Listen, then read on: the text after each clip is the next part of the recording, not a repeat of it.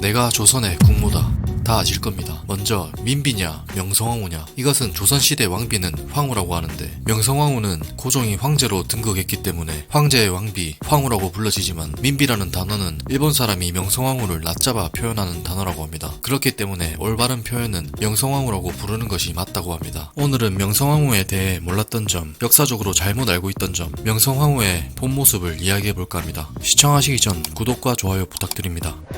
명성황후의 얼굴도 현재 사람들에게 많이 알려져 있지 않습니다. 지금껏 알고 있던 이 사진은 엄상궁이라고 합니다. 게다가 얼굴을 찡그린 이 사진도 명성황후가 아니라고 합니다. 흥선대원군의 첩일 수도 있다고 하네요. 제일 정확한 사진은 이 사진이라고 합니다. 게다가 명성황후라는 인물 자체가 조선 후기 인물이기 때문에 역사적 왜곡이 힘들다는 특징과 을미사변이라는 사건 때문에 더욱더 미화되는 인물이라고 합니다. 하지만 정확하게 알면 꼭 그렇지만은 않다는 것을 알 수 있습니다. 먼저 이야기하기 전에 알아야 할 간단한 정보부터 알아보고 이야기하겠습니다. 우리 것이 좋은 것이야 하면서 무조건적인 쇄국 정책은 척사파라고 불리는 흥선 쪽입니다. 외국 문물을 받아들여 나라의 힘을 키우자고 주장하는 쪽이 개화파, 명성황후 쪽이라고 합니다. 하지만 개화파에서도 급진, 온건 두 개의 파로 나뉩니다. 여기에서 온건파가 진짜 명성황후 쪽입니다. 조선 후기는 흥선대원군이 물러나고 나서는 개화파 내에서 계속적으로 대립을 합니다.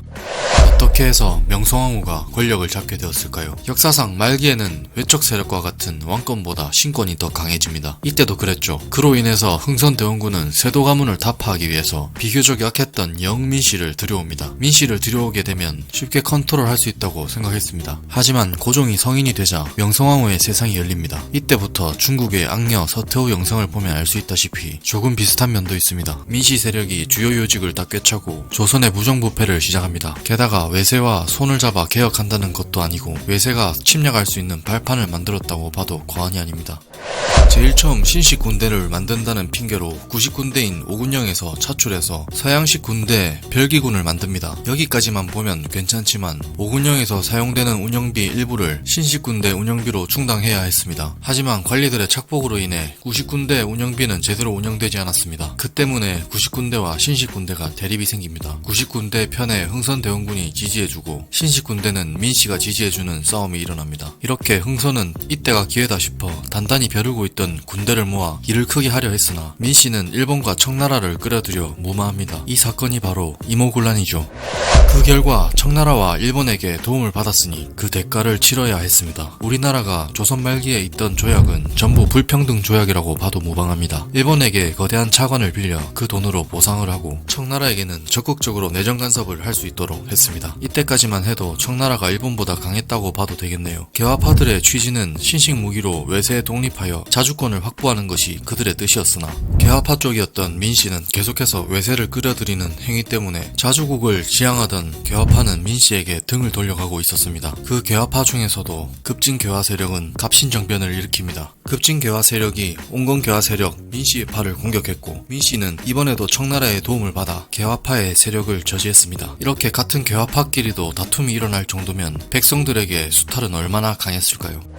결국 봉기가 일어납니다. 동학농민운동, 간단히 이야기해보자면 조병갑이라는 관리가 비리를 저지르고 봉기가 일어나자 그것을 저지하러 간 안핵사 이용태마저도 비리를 저지르며 농민운동이 일어난 것입니다. 고종은 동학농민운동이 일어나자 청나라에게 군대를 요청합니다. 하지만 이 선택은 좋지 않은 선택이었고, 일본은 텐진조약을 빌미삼아 같이 출전했습니다. 일본은 목적이 두 가지였습니다. 봉기를 저지할 목적, 청나라와 싸워 이길 목적. 이기게 된다면 조선을 점령하기 더욱 쉽기 때문이죠. 그 때문인지 일본은 청나라보다 훨씬 많은 병력을 투입합니다. 결국 청일전쟁으로 번져서 일본은 승리하게 됩니다. 이렇게 일본이 승리하자 일본을 등에 업고 급진개화파들은 힘이 더욱더 세졌습니다. 하지만 이에 질세라 명성황후는 일본을 견제하기 위해 러시아를 끌어들입니다.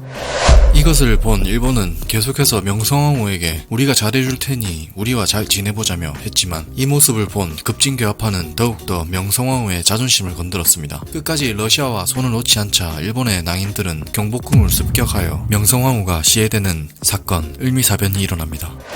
당시 조선의 1년 국가 예산은 480만 냥 정도 된다고 합니다. 군인 월급도 못 줄 만큼 나라가 살기 힘들었던 시절에 민영익을 치료해준 대가로 10만 냥을 선교사 알렌에게 주었다고 합니다. 조선의 국비 40분의 1이었습니다. 게다가 무당을 불러서 굿하는 거를 굉장히 좋아했습니다. 매주 궁궐 안에서 굿판을 벌렸는데 귀가 얇은 명성황후는 매주 해야 효과가 있다는 소리를 듣고 매번 비싼 돈을 주고 굿판을 벌였다고 합니다. 게다가 명성황후는 표범의 가죽으로 만들어진 카페트를 가지고 있었다고 합니다. 이 표범의 카페트는 명성황후의 응접실에 깔린 양탄자라고 합니다. 표범 48마리 분량의 가죽이 들어갔다고 합니다. 릴리어스 언더우드 여사는 자신의 저서 조선 경문록에서 이렇게 밝혔습니다. 명성황후로부터 축의금 100만 냥을 받았다. 시청해주셔서 감사합니다. 구독과 좋아요, 댓글 부탁드립니다.